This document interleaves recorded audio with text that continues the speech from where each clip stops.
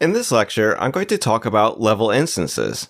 So let's say you have a group of actors that together comprise some cohesive unit. For example, a bunch of static mesh actors that together form a house. And so now you want some way to be able to treat the house as a single unit, so that you could, for example, move or rotate the entire house at once if you wanted. One way to do this would be to select each of the actors that make up the house, right-click on them in either the viewport or outliner, and then select Group, or simply use the shortcut Ctrl-G. And then the actors would be defined as a group and could be moved and rotated all at once. But let's say you wanted to go further than this. Let's say you wanted to be able to save the grouping of actors as an asset that could be reused in other levels, or even migrated for use in other projects. To do this, you just need to place all of the actors in their own level, and then save that level. And then there are a couple of ways in Unreal Engine that you can place an entire level as an actor within another level. One way of doing this is by using sublevels. However, sublevels don't work in levels that use the new world partition system. And they also have some other limitations. For example, you can't place a sublevel within another sublevel. And so level instances were created to overcome these limitations. Level instances can be used in levels that use a world partition, and you can also place them within other level instances and nest them as deep as you wish. So level instances are meant to replace the older sublevel system. So for example, I have this house here that I constructed in its own level, and I saved the level under the name house. And because this level doesn't have any lights, I have the view mode set to unlit. Okay, so if you like to follow along, you don't need to create anything even as elaborate as this. You can just cobble a few basic shapes together, and that will be fine for learning purposes. And there's actually one more thing that needs to be done to this level before it can be used as a level instance. Because it's going to be used in a world partition level, all of its actors will need to use Unreal's one file per actor system, which is a behind-the-scenes system that world partition relies on. Actors have this enabled automatically when a level is converted to a world partition level, but we can enable it manually for these actors. So to do that, I need to go to the World Settings panel and find the World category. And then I need to set Use External Actors to True and click the Yes button to confirm that I want to convert all of the actors in this level. And finally, I will need to save the level again. So without doing this, anytime I tried to open a level using this level as a level instance, I would get a warning message saying level instance is not using external actors. So if you ever get that warning message, this is how to fix it. Okay, so now I'm going to open my landscape level back up, and I'm going to set the view mode back to lit. And now I can go up to the create menu, go down to all classes, and then add a level instance actor to the level. And with the actor selected, I can go to the details panel and set its level property to my house level. And so now, this entire house level can be used as its own actor within this other level. I can move it, rotate it, scale it, and if I hold down the Alt key, I can drag out multiple copies of it.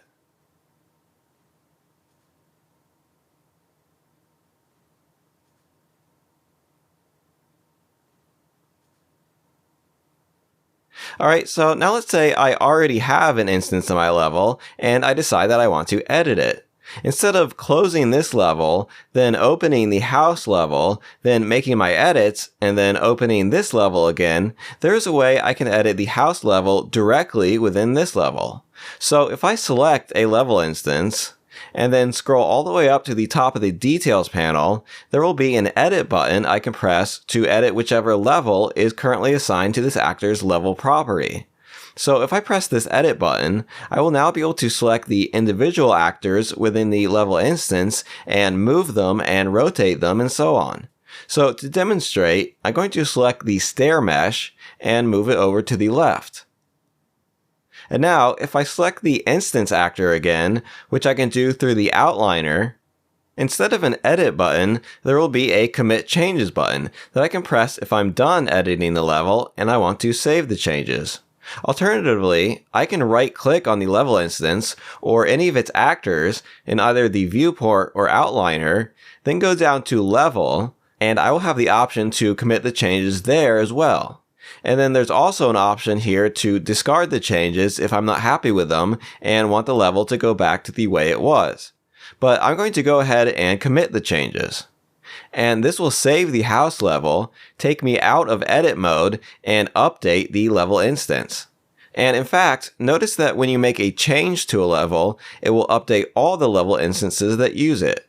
So you can see that all of my house instances have their stairs offset to the left from where they were.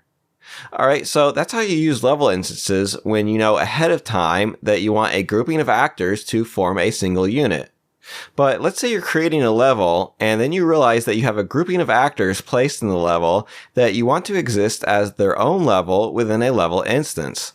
Instead of manually going through the process of cutting the actors from this level, creating a new blank level, pasting the actors in that level, and so on, there is a much easier way to do this.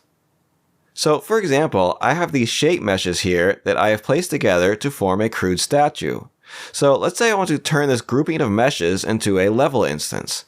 All I have to do is select the actors, then right-click on them in either the viewport or outliner, go down to level, and then select create level instance.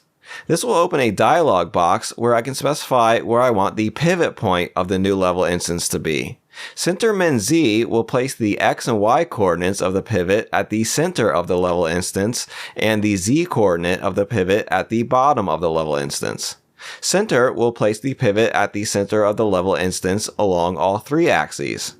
Actor will place the pivot at the center of the actor specified in the pivot actor field. And then finally, world origin will place the pivot at the center of the level that contains the level instance. Alright, so now when I hit the OK button, I will be asked to provide a name for the new level. So I'm going to name this statue. And then when I hit the save button, the engine will do several things automatically for me. First, it will create a new blank level and copy and paste each of the selected actors into it with the same relative position, rotation, and so on. Then it will save that level using the name I provided. Then it will delete the selected actors in this level and add a level instance actor in their place. Finally, it will set the level property of the level instance to the newly created level. So the end result is that everything looks just like it did before, except now this grouping of actors is a level instance. And if I ever decide I want to convert this level from a level instance back to a grouping of individual actors, I can right-click on the instance, go down to level, then break, then click break level instance. And if there are instances within instances, I can set how many levels deep I want to go. So after I click break level instance, and then yes to confirm, the instance will be deleted and replaced with the individual actors. This won't, however, actually delete the level itself. So if I wanted to delete this statue level, I would have to do so manually. Alright, so one small limitation when it comes to level instances is that you can't simply drag and drop a level asset from the content browser into the viewport. So if I want to be able to do this, one thing I can do is select all the actors, right-click, go down to level, but this time, instead of clicking create level instance, I'm going to click create packed level actor. So just like before, I can set the pivot, and then it will create a new level, which I will name Statue Packed.